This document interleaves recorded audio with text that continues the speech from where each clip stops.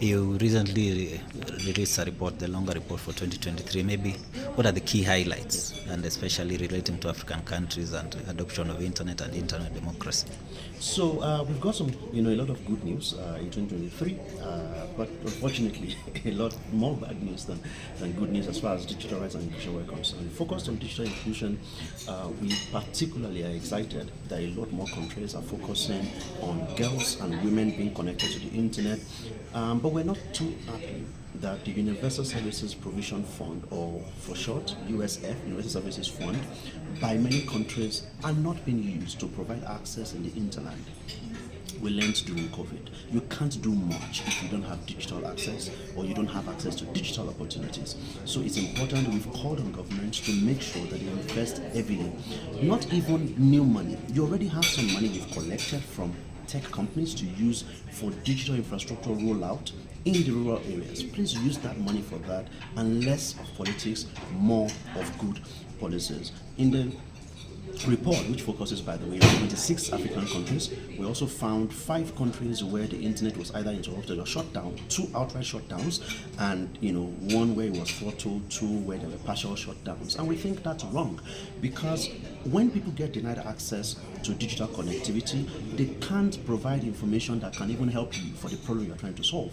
And the good thing is that the African Commission on Human and People's Rights, the Special Rapporteur, produced a document in October, between October and November 2023, which is great news, by the way, that it is now on states to know that it is not legal to shut down the internet. Yes, I know that many states will still try to do that, but now it is illegal to do that. So you heard that it is illegal to shut down. The principles apply. Is it necessary? Is it proportionate? It is legal. Now it is not legal, so you can't even do that. And it's important to also note that across the continent, we used to discuss the Malabo Convention, the African Union Convention on Personal Data Protection, and cybersecurity. And the good news is that the last country that we needed to ratify has now ratified in May 2023, and so Malabo Convention is in force. We need to update it because it's old, but at least it's in force. And now Africa has agreed that we now have a convention on cybersecurity and personal data protection. So those are some of the things that we saw in the report, including, of course, the usual, violation of rights. But of course, also we're glad to see that data protection is becoming more prominent, especially in this age of AI. We need to protect citizens' data. We need to protect data, so that when devices are being fed with information, we know that once it goes through, it is safe end to end, point to point.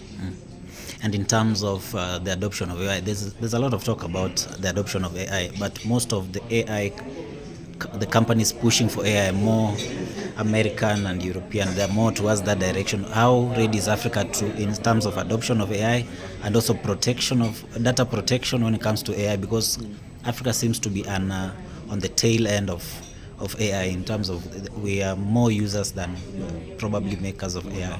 I mean, Africa has no choice for the fourth industrial revolution. We have to be ready. Otherwise, this is not a matter of if we're not there, we're late. No, if you're not there, you don't exist. And we're, to be honest, we're a lot more ready than we are, because lived experience matters, and the data that will be used to train the system is your data. So it means we're a bit more ready. We need policies that are rights respecting to guide us in this implementation. We need implementation plan by institutions, private sector, watchdogs in civil society, oversight provided by government, and finally, regulation cannot afford to be clamping down. It has to be creating standards, because regulation is not always about control. It's about creating standards, and we need to create standards in education, in healthcare, in agriculture, in all aspects. How do you use AI? How do you make sure that it does not hurt or harm anyone? How do you make sure that it is good when it's being put to use? And in maybe the biggest concern, especially in Africa, has been the clampdown on the internet and social media by various governments, especially on political grounds. Do you think we are making progress in terms of democracy of the internet as far as African countries are concerned? From the data we have, we're making progress. We used to have 15 shutdowns. Now we have 5, right? And it's been a while that we had only 5, and that's some good news. That's also partially because governments have now realized when you shut down platforms, you're also shutting yourself out. When the government of Nigeria shut down Twitter, they couldn't tweet themselves.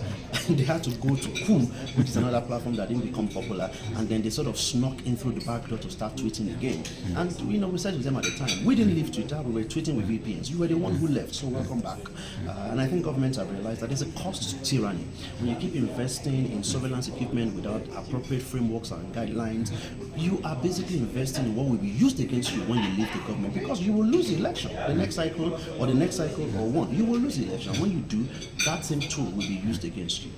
And maybe finally, talking about data protection, many African countries have been adopting independent bodies to especially come up with legislation and maybe protect data.